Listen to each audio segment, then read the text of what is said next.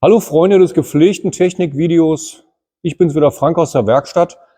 Hier neben uns haben wir einen relativ neuen Corsa, ich glaube von 21 oder 22 ist der hat 27.000 Kilometer gelaufen. Ja, der Kunde hat gesagt, der würde quietschen aus der Bremse, der würde schlagen aus der Bremse.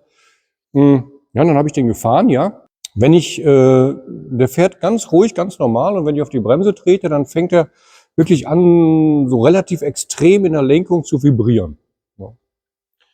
Dann bin ich mit dem Wagen als nächstes mal auf unseren Bremsenprüfstand gefahren, und da kann man auf dem Bremsenprüfstand sehen, ne, da werden also zwei Zeiger gehen hoch, die für die Verzögerung von dem linken und dem rechten Rad stehen.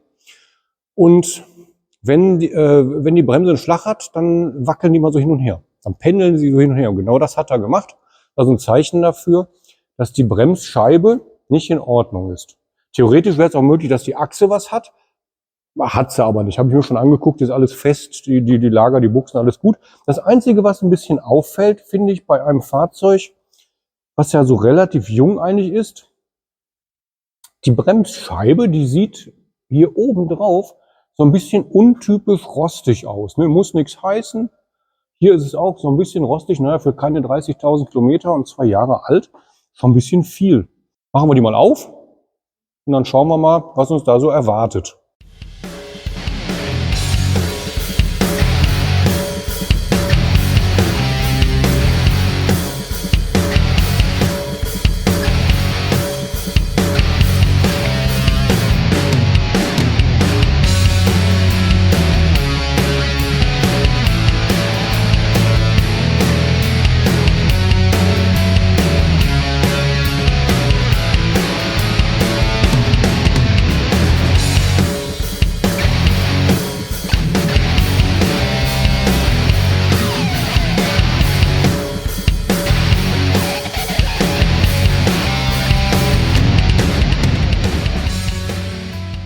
Also, wir haben jetzt also die Bremse rausgebaut.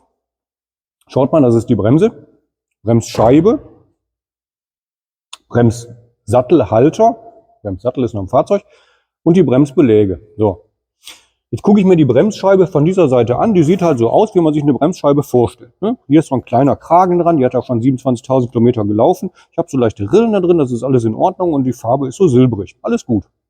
So, wenn wir die jetzt mal auf die Mitte drehen, dann fällt schon mal auf, hier auf der Innenseite ist mehr Rost als auf der Außenseite. Und dieser Rost, diesen Rost an der Bremse, den gibt es tatsächlich in verschiedenen Farben.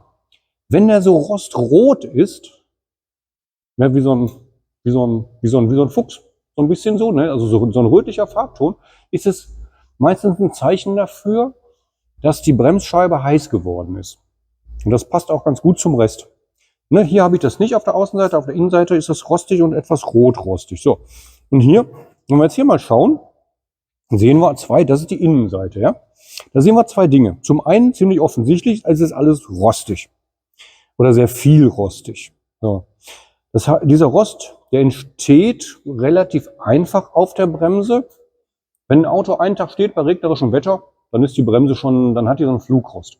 Dann ist es immer wichtig, dass der runtergebremst wird. Wenn ich ein Auto länger stehen lasse, dann bremst sich dieser Rost nicht mehr runter, weil der Rost härter ist als das nicht rostige Material auf der Scheibe. Ja, das restliche Metall. Hier als Beispiel mal, wie eine Bremse aussieht. Guck mal hier. Mit dem Wagen bin ich heute Morgen 35 Kilometer gefahren. Also heute Morgen war das nicht da drauf. Ne? Das zweite, was ich aber sehe, ich habe hier, das ist nicht so leicht zu sehen. Das hier ist so ein Silber-Grauton. Und wenn ich die rumdrehe auf den Bereichen, wo kein Rost ist, dann ist das dunkler. Das ist so bläulich. Das ist so dunkler Blausilber. Hat diesen anderen Farbton durch das Heißlaufen der Bremse. Das heißt, die Scheibe, die ist hin. Der braucht eine neue Scheibe. Denn, also, spätestens, auch wenn die dick genug ist, spätestens bei der Hauptuntersuchung ist es ja so, dass der Prüfer dann argumentiert, nee, dieser Rost hat einen anderen Reibungskoeffizienten als das nicht rostige Material auf der Scheibe, also ist eine ungleichmäßige Bremswirkung zu erwarten und deswegen muss die Bremse getauscht werden. So, dann ist die Frage, ja, wie kommt das? Ich habe diese typischen also das ist jetzt nur der Sattelhalter, und beim Bremssattel, der Bremssattel ist ja einfach ein Kolben. Und der Kolben wird hier gegen einen Sattel gedrückt, gegen einen Bremsbelag gedrückt.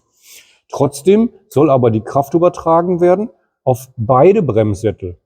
Das heißt, wenn das die Scheibe ist, ich drücke hier gegen, dann versucht der Bremssattel, der versucht sich zurückzuziehen, und zwar zieht er sich so weit zurück, bis die Hälfte der Kraft auf dieser Seite anliegt und die andere Hälfte der Kraft auf der anderen Seite. Und das führt dazu, dass beide Bremsscheibenseiten von den Bremsbelägen gleich mit Bremskraft beaufschlagt werden.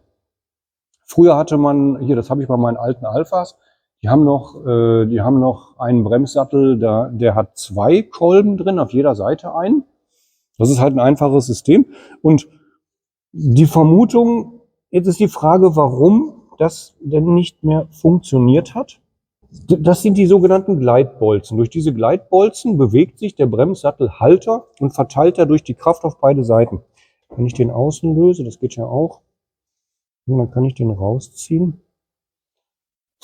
Sieht eigentlich so aus, wie man sich das vorstellt. Der ist nicht rostig, das Gummi ist nicht beschädigt hier, da ist eigentlich nichts dran.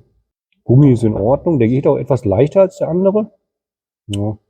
Das ist halt so ein hitzebeständiges Fett da drin. Ne, da ist nichts dran.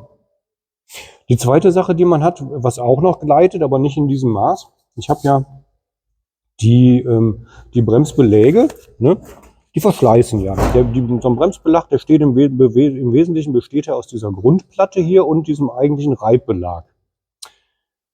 Der Reibbelag verschleißt und die Bremsscheibe sitzt immer an derselben Stelle. Und das führt dazu, dass der Belag sich halt langsam nach innen bewegen muss. Näher auf die Scheibe zu, weil der Belag ja weggeht. So. Jetzt kann man, wenn in diesem Bereich, das ist jetzt keine Lagerung, das liegt einfach nur auf diesem Blech drauf, das ist so ein Federstahl. Und wenn der wenn der Belag rostig ist, wenn die Grundplatte sehr rostig ist oder wenn sich da Dreck zwischensetzt, dann geht das grundsätzlich schwergängig. Dieses schwergängig äußert sich dann meistens in der Art und Weise, dass mit der hohen Kraft vom Bremssattel der Belag schon irgendwie da dran geballert wird. Aber wenn dann wieder gelöst wird, der Belag diesen kleinen Bereich nicht zurückkommt, und wahrscheinlich dadurch dann doch mit zu hoher Kraft an der Bremsscheibe anliegt, was dann dazu führt, dass die Bremsscheibe heiß läuft. Ne? Wir reinigen das jetzt, der kriegt neue Scheiben, neue Klötze. Die Bleche erneuern wir auch, obwohl das eigentlich VA-Bleche sind. Da dürfte nichts dran sein. Aber die sind meistens bei den Belägen mit bei. Machen wir alles neu, fahren auf den Bremsenprüfstand und gucken wir, und ich gehe davon aus, dass alles dann gut ist.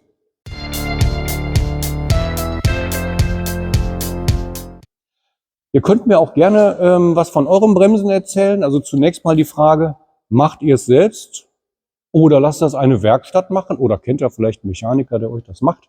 Ne? Wenn ihr es selbst macht, bitte macht es nur, wenn ihr es könnt. Ist nichts Schweres, aber wehe, wenn mal was schief geht. Ne? Ja? Schreibt doch mal rein, wie ihr das macht oder was ihr für Probleme mit den Bremsen habt. Das hier ist nicht der normale Bremsverschleiß, sondern das ist ein Mangel, der aber auch häufiger auftritt. Ne? Erzählt mal, schreibt mal rein, würde ich mich drüber freuen. Ja? In diesem Sinne, macht's gut, euer Frank, bis zum nächsten Video. Ciao.